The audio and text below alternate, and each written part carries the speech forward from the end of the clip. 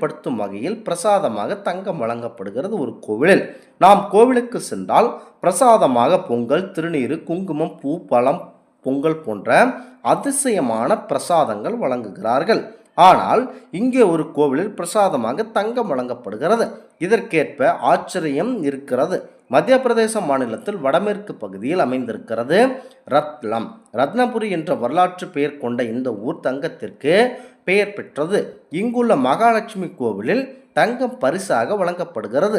பக்தர்களுக்காக மட்டுமல்லாது எளியோர்களின் வறுமையை நீக்குவதற்காக கட்டப்பட்ட இந்த கோவிலுக்கு வருவோர் தங்கம் செலுத்தும் காணிக்கையினை பணமாக செலுத்துவது கிடையாது.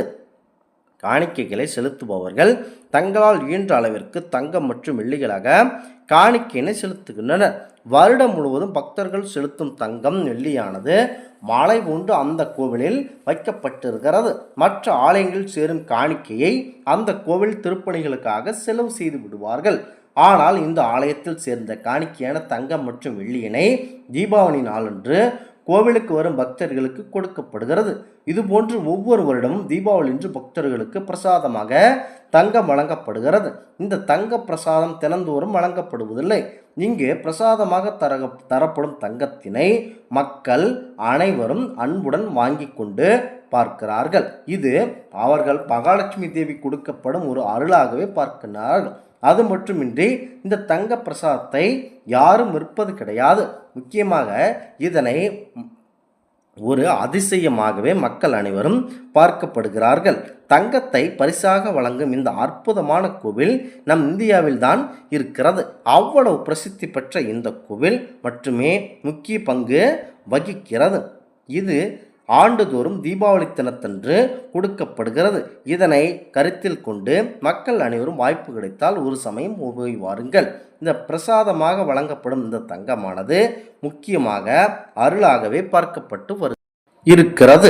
ஆண்டுதோறும் தீபாவளி தினத்தன்று மகாலட்சுமி கோயிலுக்கு வருகை தரும் பக்தர்கள் அனைவரும் பிரசாதமாக தங்கம் மற்றும் வெள்ளி வழங்கப்படுகிறது என்பது குறிப்பிடத்தக்கது.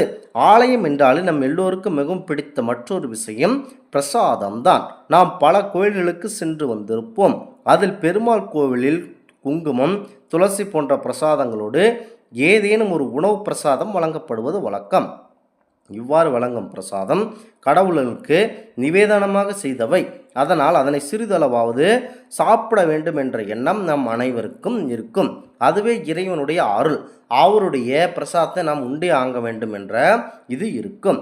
ஆனால் இவற்றில் மிகவும் முக்கியமானது என்னவென்றால், ஆச்சரியப்படுத்தும் விதமாக கோவில் பிரசாதத்திற்கு பதில் தங்கம் வழங்குகிறார்கள்.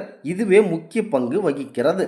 தங்கம் என்றால் உண்மையாகவே தங்கம், வெள்ளி போன்றவற்றை பிரசாதமாக இந்த கோவில் நிர்வாகம் வழங்கப்படுகிறது.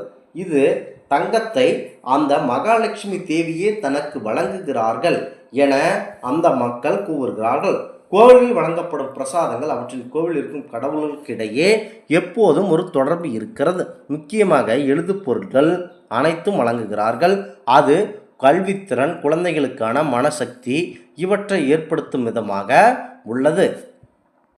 ஆனால் இவற்றில் மிகவும் ஆச்சரியப்படுத்தும் விதமாக ஒரு கோவில் பிரசாதமாக தங்கம், வெள்ளி வழங்குகிறார்கள்.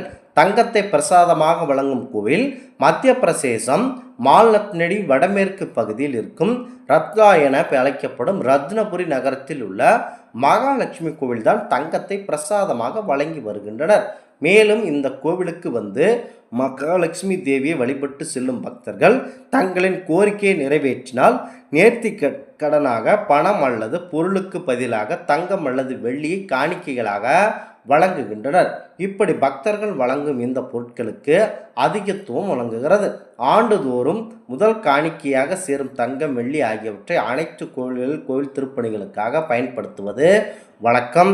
ஆனால் இந்த கோவிலில் ஆண்டுதோறும் தீபாவளி தினத்தன்று இந்த கோவிலுக்கு வருகை தரும் பக்தர்களுக்கு பிரசாதமாக வழங்கி விடுகின்றனர். அது மட்டுமல்லாமல் இந்த கோவில் தரப்படும் இந்த பிரசாதத்தை யாரும் விற்பது இல்லை.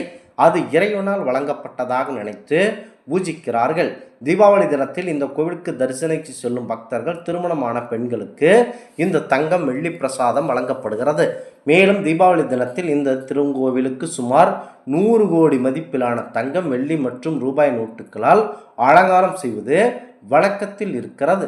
ஏழை எளியோரின் வறுமையை போக்கும் விதமாக இந்த கோவில் தங்கம் வெள்ளி பிரசாதமாக வழங்குகிறார்கள்.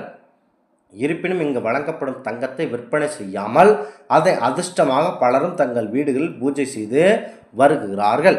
இந்த ஆன்மீக தகவல் உங்களுக்கு பிடித்து இருந்தால் தெய்வீக பலன்கள் சேனலை கண்டிப்பாக சப்ஸ்கிரைப் செய்து கொள்ளவும். மீண்டும் ஒரு நல்லதொரு காணொளியில் உங்களை சந்திக்கிறோம். நன்றி, வணக்கம்.